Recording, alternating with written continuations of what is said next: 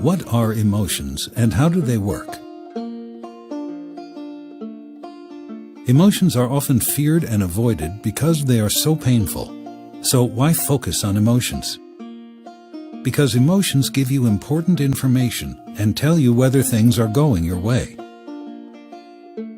Emotions help you to survive by providing an efficient, automatic way of responding rapidly to important situations.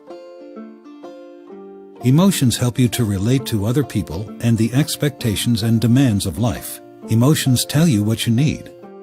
When you know what you need, you can take action to meet those needs. Emotions also communicate what you feel. You learn your emotional reactions through experience. All your negative experiences can turn into a big, black, and scary feeling inside. You learned many of your emotional reactions long ago.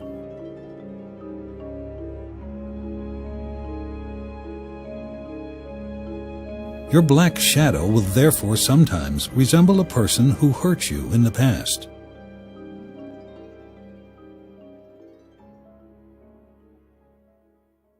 But your emotional experience and reactions can always be changed or altered.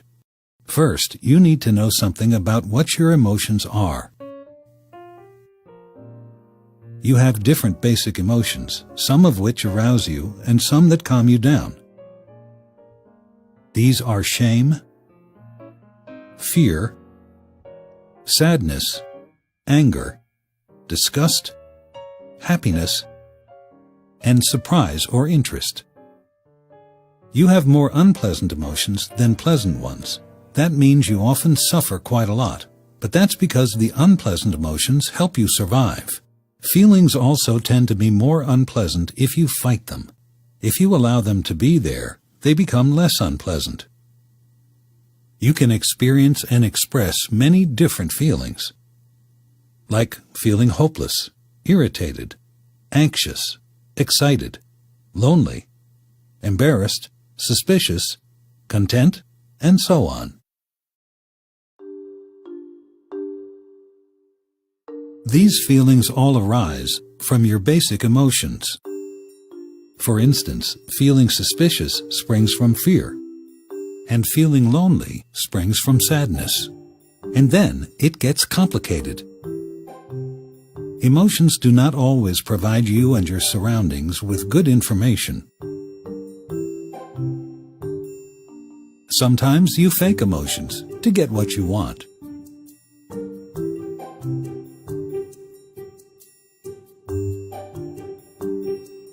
At other times, you cover up your real emotions with other emotions. If you act like this, when you really feel like this, and your need is compassion and comfort, you will instead drive people away.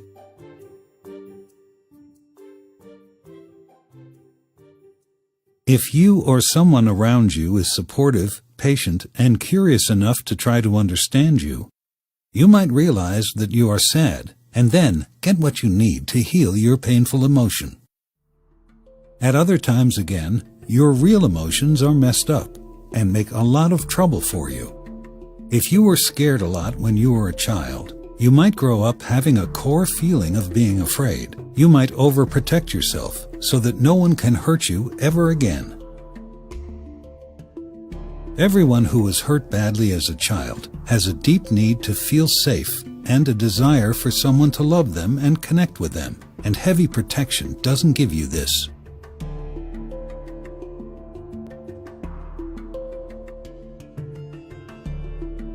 You can tell or show someone you trust that you are afraid.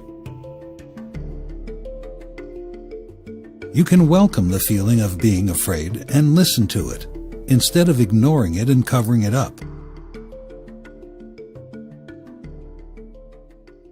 And the fear will then become more manageable.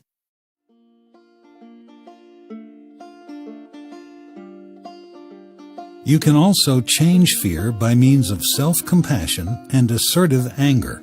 You can stand up for yourself without driving people away. You can handle criticism, even if it hurts, You can take the chance and let people in, even if you're afraid of getting hurt again. You feel and function better when you're aware of and deal with your real emotions, even if they're painful. Your real emotions help you to get what you really need, both from yourself and others. You feel and function better when your real emotions are fresh and new, instead of stuck old feelings.